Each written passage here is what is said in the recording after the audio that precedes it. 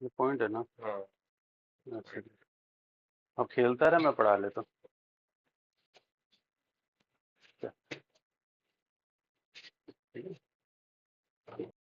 Federalism की बात करते हैं अपन स्पेशली। फेडरलिज्म होता क्या है? हम्म फेडरल सिस्टम क्या होता है? स्टेट वगैरह, इनकी यूनियन टेरिटरीज वगैरह। जो ठीक है। व्हाट इज द फेडरलिज्म पे बात करेंगे अपन। फेडरल मतलब अपन व्हाट इज फेडरलिज्म पे पहले बात करेंगे, फिर what are the general characteristic of federalism पे बात करेंगे, ठीक है ना। और how did the federalism evolve in the Indian over time, इस पे बात करेंगे। What is the significance of Indian federalism, ठीक है ना। What are the federalism provisions under the Indian constitution, what are the unitary features of the Indian constitution, what is the Indian federalism consider the quasi federal, in points को लेके अपन चलेंगे, ठीक है ना। ये अपने पास में कितने हैं, 1 2 3 4 5 6 7 7 पॉइंट्स है आपके पास में। घुमा ले इसको अब। हाँ, ठीक है ना। हाँ, पढ़ा हुआ है कि चल क्वेश्चन बता दे, ठीक है ना। अब व्हाट इज द फेडरलिज्म के बाद, फेडरलिज्म की बात करते हैं। Federalism refer the system of government in which the power is divided. हाँ, तो तुम डिवाइडेड की बात ही नहीं कर रहे थे ना, तुम तो सिस्टम की बात कर रहे थे। Power is divided between central authority and the various constitutional units such as the states and provinces. इसके अंदर आपको बात करनी होती है। उल्टाइए, इस साइड कर इस कैमरे को, इस साइड ले, वीडियो उल्टी बनेगी। नया नया ना, ठीक है ना। In India the constitution divide the power and the responsibility. अपने उसमें सब्सक्राइब कर लिया ना। Power and the responsibility between the central government and the state government, the division of power is the further enhanced by the third tier, ठीक है ना, of government and the local self governments। तो अपने को पंचायत राज वगैरह municipality वाला वो third में आता है। तो हमारे यहाँ पे हमने डिवाइड कर दी पावर को 3 पार्ट्स के अंदर। जो 3 पार्ट्स में डिवीजन किया गया है ना, वो फेडरलिज्म है हमारे पे, और तीनों का अलग अलग करते हैं, ठीक है। अब यहां पर ये देखने की बात होती है कि हमने 3 टायर्स में कर दिया। Federalism in India allow the both national unity and regional diversity को हम कंट्रोल करते हैं उससे, फेडरलिज्म से, कि हम उसमें कोई भी चेंजेस नहीं कर सकते। As it the allow the central government to the implement policy that apply the uniformly throughout the country. कुछ रूल्स ऐसे होंगे जो पूरी कंट्री में एक जैसे लगेंगे, कुछ के लिए अलग अलग वो दिए जाएंगे।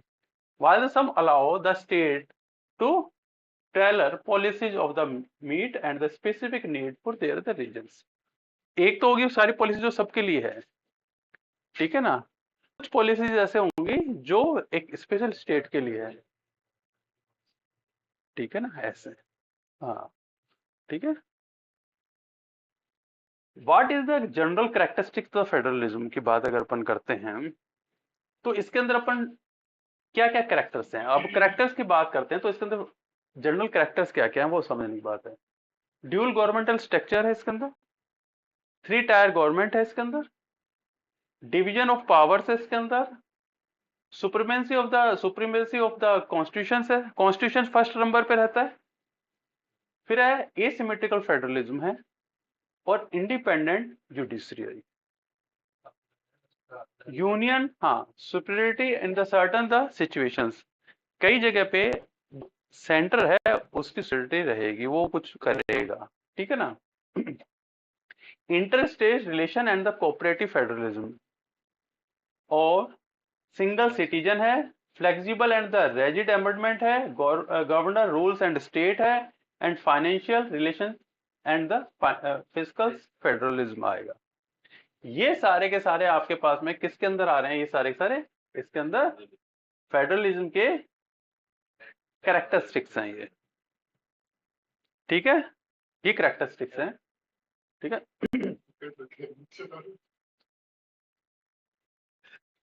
ठीक है।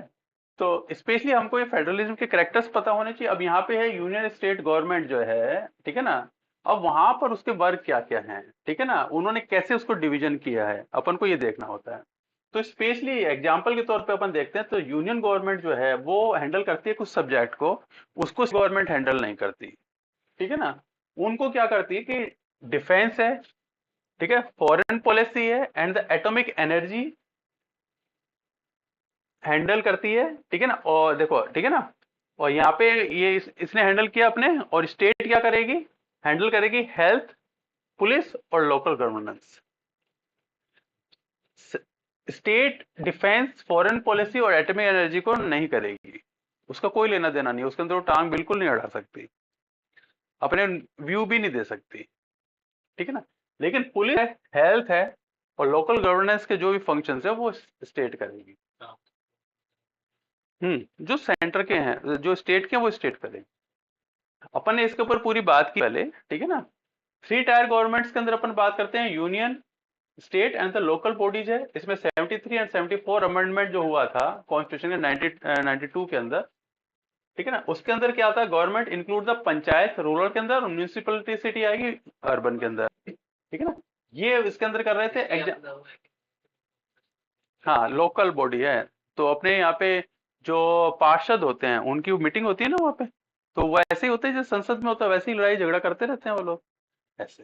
वो लोकल बॉडी है यहाँ की, जो अपन नगर निगम के अंदर जाते हैं वो वहाँ की लोकल बॉडी है, वो यहाँ का पूरा एडमिनिस्ट्रेटिव देखती है।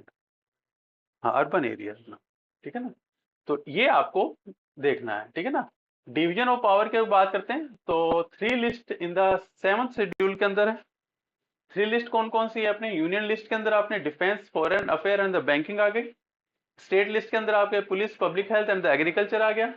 और कॉन्करेंट लिस्ट के अंदर आपके पर education, foreign, labour and welfare आ गया। कॉन्करेंट यानी कि दोनों जिसके अंदर करते हैं, तो अपन ने तीनों की बात की थी पहले, ठीक है ना। अब अपन बात करते हैं सुप्रीमेसी ऑफ द कॉन्स्टिट्यूशन की बात है। रिटर्न एंड रेजिड कंडीशंस के अंदर है कॉन्स्टिट्यूशन, ठीक है ना। तो यहाँ पर रेजिड ऐसे है कि इसके अंदर कोई भी चेंजेस करने हैं, उसको चेंजेस करने के लिए हमें उसमें यानी कि हमको पार्लियामेंट के अंदर, उसके अंदर हमें ज्यादा बिल पास करवा के उसको करना पड़ेगा। एसिमेट्रिकल के अंदर अपन बात करते हैं, तो एसिमेट्रिकल में बात करते हैं तो special provision of the certain state को हम देते हैं। एसिमेट्रिकल ही हो गया ना, क्योंकि कुछ के अंदर हमको ज्यादा वो दिया गया, छूट दे दी गई है। तो some state in the India enjoy the specific autonomy, ठीक है ना, under the constitution due to the historical, cultural, geographical region. ये क्वेश्चन ध्यान में रखना होता है कि किस किस के बेस पर करते हैं अपन, ठीक है ना। ये क्वेश्चन आपको ध्यान में रखना। हिस्टोरिकल कुछ खास बातें हैं अगर उसके अंदर, कल्चरल कुछ अलग बात है, और जियोग्राफिकल रीजन अलग है उसका, तो उसमें बात करेंगे अपन, ठीक है ना। This asymmetry allow the different state of the having the different relations with the union। Example के बाद बात करते हैं, तो आर्टिकल 370 के अंदर अपन बात करते हैं, जो 90 अंदर बदला अपन ने, ठीक। Give the special status of the Jammu Kashmir allowing the autonomy in all the area except the defence, foreign affair and the finance and communications. इनको छोड़ के उसको सारे साथ छूट दे रखे। हाँ, हाँ, ठीक है ना। Similarly the state in the north east के अंदर, नागालैंड और मिजोरम के अंदर भी उनको छूट दी हुई है, ठीक है ना, under article 371 A and B, जी, ठीक है ना। तो कल्चरल का और लेजिस्लेटिव ऑटोनॉमी दी हुई है उनको, ठीक है। ये चीजें की थी उन्होंने। तो इंडिपेंडेंट जुडिशरी की अगर अपन बात करते हैं, तो जुडिशरी रिव्यू के अंदर अगर अपन देखें, अब अपन यहां से अपन, तो वहीं से होगा, ठीक है। जुडिशरी रिव्यू का अगर अपन देखते हैं, तो judiciary play the key role in the maintenance of the balance between union and the state के बीच में, वो मेंटेन कर रहा है पावर्स को, बैलेंसिंग कर रहा है वो, ठीक ना। तो क्या बैलेंसिंग कर रहा है, तो supreme court of the India has the authority of the, कोई भी डिस्प्यूट्स वगैरह है उनके बीच में, यूनियन स्टेट और सेंटर के बीच में कोई भी डिस्प्यूट वगैरह है, उनको वो देखता है। कौन? आपका सुप्रीम कोर्ट। ठीक है, यानी कोई भी झगड़ा है तो आप आपस में झगड़ा नहीं करोगे, आप जाके सुप्रीम कोर्ट में बात करोगे। स्टेट या तो हाँ, कोई भी होगा उसके अंदर होगा। Supreme court often they decide on dispute over the division of power as in the state of the West Bengal versus the Union Indian 1960। अभी भी चलता है, आप वेस्ट बात करते हो, बंगाल का अभी भी चलता है। दिल्ली वाला तो वो प्रॉब्लम में फंसे रहते हैं। ठीक है, वो उसी का आंसर है 1963 के अंदर, where the court upheld the constitutional validity for the union power is acquired the property within the state। उन्होंने इसके इसके अंदर उन्होंने ये कह दिया कि उसकी जो पावर है, यानी कि हम यूनियन पावर को जानता है वो।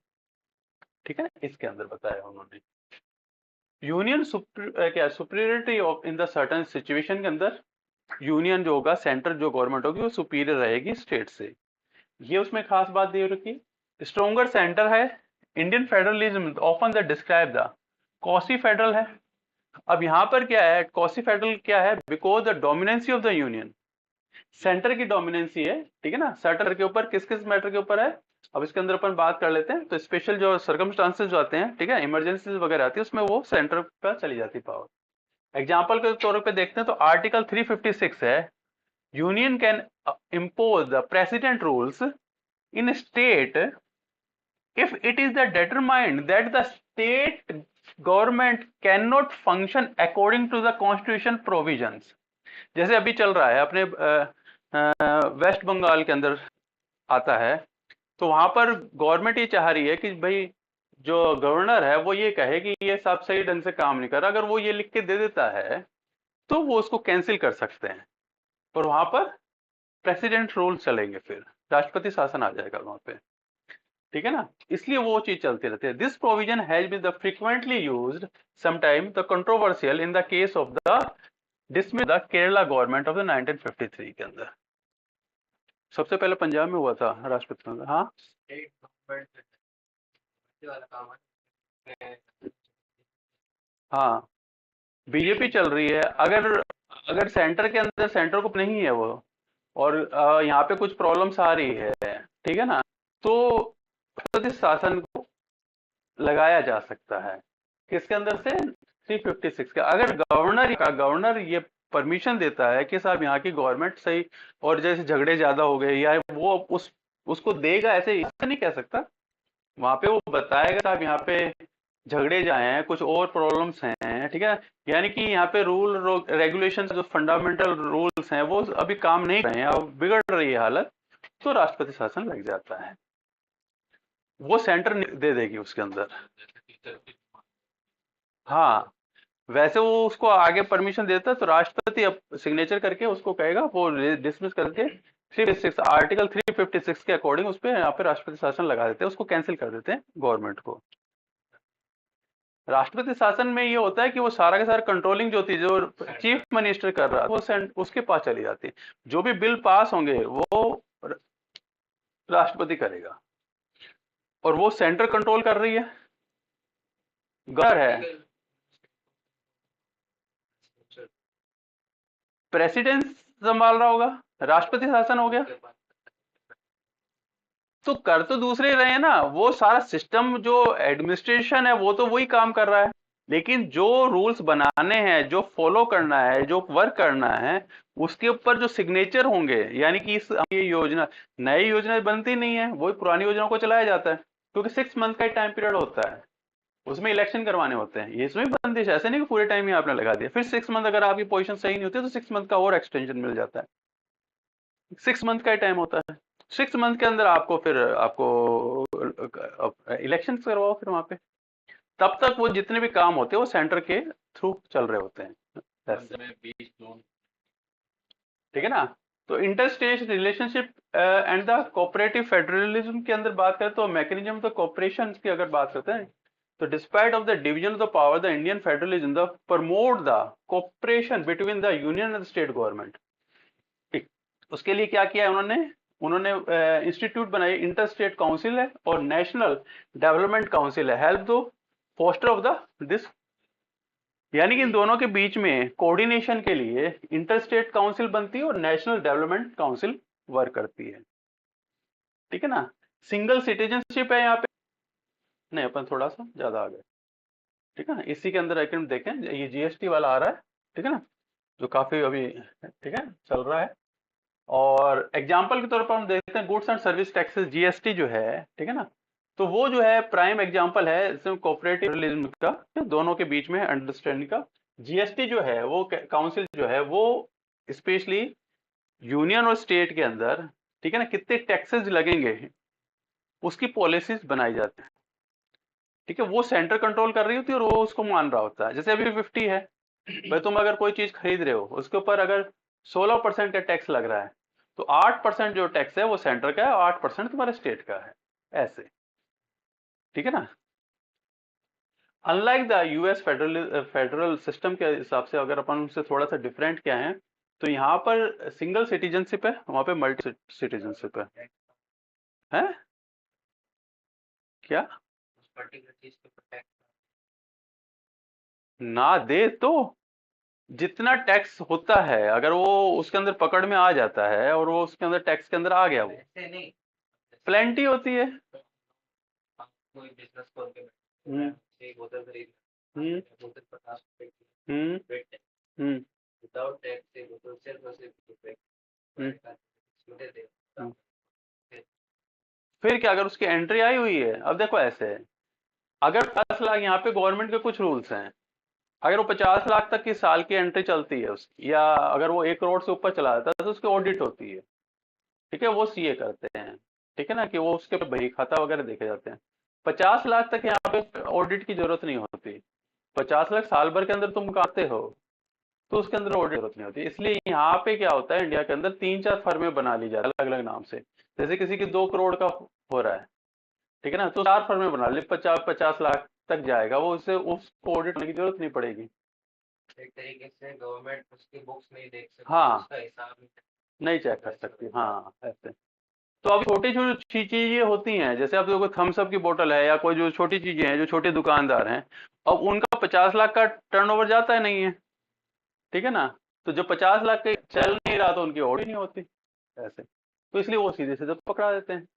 लेकिन आप उसी जगह पे जहाँ पे टर्नओवर ज्यादा है, जैसे रिलायंस के ऊपर जाओगे तो बिल कटेगा उसका, वो काटना जरूरी होगा क्योंकि उसका टर्नओवर ज्यादा। हाँ टैक्स लगा। हाँ, वो बिल काट रहा है ना उसके, वो आ रहा है उसको, तो पीछे से उसके पास आ गई एंट्री। अगर उसके पास एंट्री भी बिना बिल के आ रही है तो तुम्हें बिना बिल के दे देगा। अब जैसे जिससे उसने लिया, उसने नाम लिख दिया कि मैंने इसको ये मटेरियल भेज दिया, अब उसके पास वो मटेरियल आ गया। ठीक है ना, अब मटेरियल आने के कारण से अब उसके पास अगर वो बिल नहीं काटेगा तो वो मटेरियल उसके पास पड़ा है, जबकि उसने तो बेच दिया, फिर आगे उसको दिखाएगा कैसे? मतलब वो वाली बात है, अगर कोई पूरा पीछे तक है, हाँ एक भी हट नहीं सकता, उसको सबको करना पड़ेगा। बिल्कुल। अब जैसे ये जो चीज जीएसटी है, ये बनाया गया था कि इसमें जो ब्लैक मनी कहेंगे, या हम ये कहेंगे कि टैक्सेस कंप्लीट आएंगे, ठीक है ना, या जो गलत जो चीजें बन रही हैं, यानी कि फर्जी जो रही हैं, यानी कि सेकंड माल जो बनता है ना, वो रुक जाए। लेकिन जो जिसकी नकल हो रही है, ठीक है ना, जैसे कोई प्रोडक्ट है, ठीक है ना, नकली माल बन रहा है जैसे, तो वो तो स्टार्टिंग से ही उसका बिल नहीं कटा ना, तो उसका लास्ट तक बिल नहीं कटेगा, तो कहीं टैक्स में आएगा ही नहीं वो। एक शॉर्ट भी बना ले यो। बोल के डिवाइस वीडियो क्वालिटी में भी रीडिंग्स। अरे लगने ठीक है ना, ठीक है ना, तो ये चीज होती है। ठीक है ना भाई, कोई भी आपके अंदर कोई, लगे हुए रहते हैं चार्ज बढ़ते हुए, चार्ज वो भी दो सॉफ्टवेयर के साथ वो रिकॉर्ड कर रहे हैं। ठीक है ना, 10 में भी नहीं देगी अवसर दे रहा। अब तो पानी देते हैं। लेकिन सर क्वालिटी है, इतनी देर वीडियो शूट हुई है ना। चल देखते हैं। ठीक है? तो ये चक्कर रहता है। ठीक है, तो सिंगल सिटीजनशिप है यहाँ पे अपने। ठीक है, तो flexible and the rigid amendment है अपने पास में, ठीक है। अमेंडमेंट जो प्रोसेस है वो फेडरल प्रोविजंस के हिसाब से अगर हम देखते हैं तो यानी कि यूनियन यानी कि यहाँ पे रेजिडिटी भी है। कुछ रूल्स ऐसे हैं जो आपके पास में आपको काफी यानी कि मुश्किल से चेंज होंगे, यानी कि 2/3 मेजोरिटी चाहिए उसके अंदर आपको, ठीक है ना। और ये स्टेट की भी परमिशन चाहिए उसके अंदर। कुछ ऐसे हैं जो इजिली, जैसे अब यहाँ पे रेजिडिटी का अगर अपन देखते हैं तो इसके अंदर 73 और 74 अमेंडमेंट जो हुआ, ठीक है ना, उसके अंदर जो स्टेट गवर्नमेंट थी उनका अप्रूवल भी था, तभी वो लागू हुआ, वो लागू नहीं होता। तो रेजिडिटी भी अपने पास। गवर्नर रूल्स चलता है यहाँ पे, ठीक है ना। Union rules in the state government, the governor appointed by the president in India who act as the advise of the government. वो एडवाइज कर रहा होता है उनके कैसा काम कर रहा है कैसा नहीं कर रहा है, यानी उन्होंने एक बंदा छोड़ दिया वहां पे कि हमारे को बताते रहो कि काम क्या क्या कर रहा है। Play the significant role in the state governance. The governor can reserve bill passed by the state and legislature of the president consideration and can be the recommended the president rules. मैंने कहा ना governor भेजेगा उसको, भाई अगर president rules लागू करना है तो उसके लिए गवर्नर देगा उसको। अगर गवर्नर नहीं भेजता तो नहीं लग सकता, ठीक है ना। एग्जाम्पल के तौर पे अगर अपन देखते हैं तो यहाँ पर the role of the governor has often been the controversial conditions रहती है, क्योंकि वो सेंटर का ही होता है बंदा, सेंटर के हिसाब से वो काम कर जाता है। Where the governor has a delay the state legislation as the favoured particular क्या parties during the political crisis as in the 2023 political tussles in the Maharashtra and the Karnataka के अंदर। वो उन्होंने चेंज हो गई थी, सरकारें चेंज हो गई थी, वो ऐसे गवर्नर के उस परमिशन पे हो गया था, ठीक है ना, कि वो चीज नहीं हो रही। Financial relation and the fiscal federalism की अगर अपन बात करते हैं तो वो क्या चीज है आपके पास में, तो constitution outline how the financial resources are shared between the union and the state. Bodies like the finance commission recommend the how taxes are to be the divided between the union and the state, ठीक है ना। ensuring the balance in the fiscal capacity, उसकी capacity के अनुसार उसको final किया जाता है कि उसको कितना कितना किसको कितना मिलेगा। तो यहाँ पर एग्जांपल के तौर पर 15th फाइनेंशियल कमीशन की अगर बात करें 2020 के अंदर अपन recommended the increase the share of the tax revenue given to the state to ensure they have the sufficient resources to carry out their the functions। ये सीधी सी कहानी, ठीक है। तो अपन इतना ही करते हैं इसके अंदर, ठीक है।